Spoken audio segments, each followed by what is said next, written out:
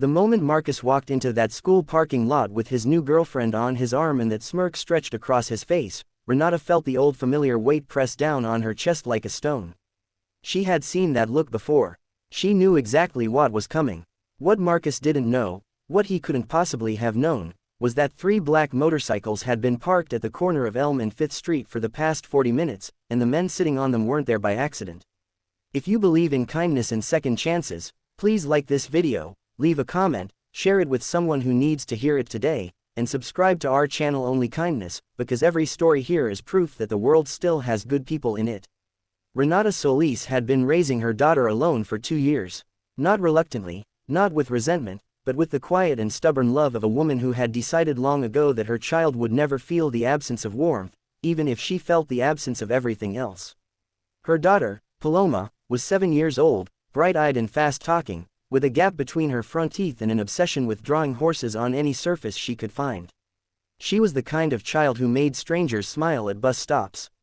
She was also the kind of child who asked difficult questions, the kind that sat in the air long after bedtime, the kind that a mother carries quietly into the dark. The question Paloma had started asking more frequently in recent months was a simple one, as the hardest questions always are. She wanted to know why other kids had fathers at their school events and she did not. Renata always answered with honesty softened by love, explaining that families came in all shapes, that their little family of 2 was whole and real and enough. But children absorb more than words.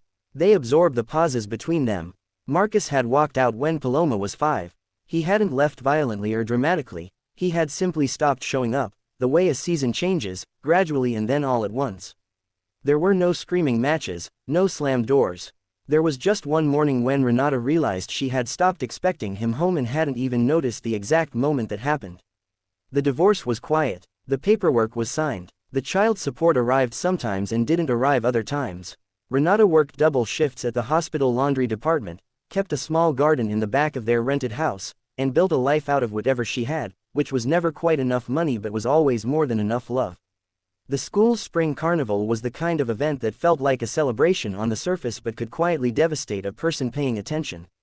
There were family photos pinned to a bulletin board at the entrance, 3-legged races with parents and children tied together at the ankle, and a booth where fathers were being painted with tiny butterfly stencils by their giggling kids. Renata had come prepared for the ache of it. She had worn her good blouse and brought Paloma's favorite snack and promised herself she would smile through every moment regardless of what it cost her. She hadn't prepared for Marcus. He arrived with a woman Renata didn't recognize, young and confident, wearing sunglasses even though the sky was overcast. Marcus had clearly done well for himself in the 2 years since leaving. He wore a new jacket. He walked like someone who had recently been reminded he was handsome. He spotted Renata near the face painting booth and made his way over with a casualness that was almost cruel in its ease.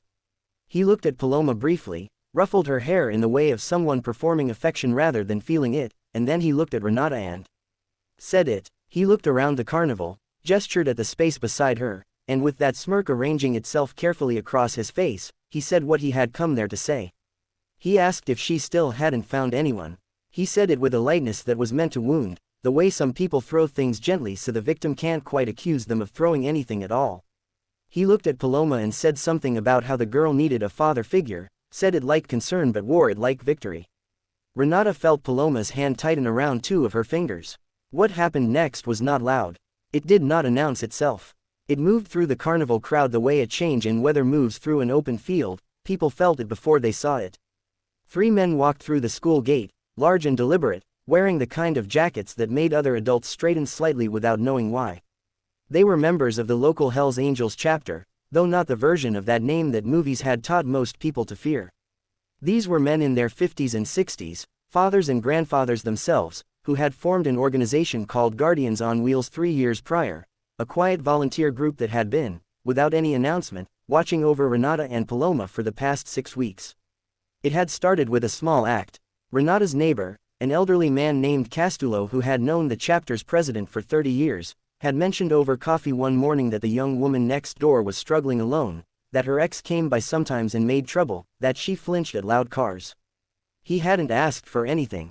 He had simply said it the way old men sometimes do, releasing a worry into the air and trusting the world to catch it. The chapter's president, A broad-shouldered man named Virgil who had lost his own daughter to a difficult marriage years ago, had simply nodded and said they would keep an eye out. That was all. No ceremony. No agreement signed. Just a nod between two old men and a decision made quietly, the way the most important decisions always are. The three men walked toward Renata. Not rushing, not performing. They greeted her warmly and naturally, the way people greet someone they genuinely care for. Virgil crouched down to Paloma's height and asked her if she was having a good time, and Paloma, who had met him twice before at the community center, lit up and immediately began telling him about the horse she had drawn on the back of her carnival map. One of the other men turned to Marcus with an expression that was entirely pleasant and entirely immovable, the way a mountain is pleasant to look at and entirely immovable, and asked if he was a family friend. Marcus looked at the three men. He looked at their jackets. He looked at the way they stood, unhurried and unimpressed. His smirk completed its slow collapse. He said something polite. He left shortly after. Renata did not cry until she was in the car later that evening, Paloma asleep in the back seat with carnival paint still on her cheek, dreaming whatever 7-year-olds dream when the day has been good. She did not cry from sadness. She cried from something harder to name, the specific relief of realizing that the world had been paying attention when she thought no one was watching, that somewhere in the gap between her struggle and her silence, kindness had found its way in without asking permission. She thought about Castulo, who had just mentioned it over coffee. She thought about Virgil, who had just nodded.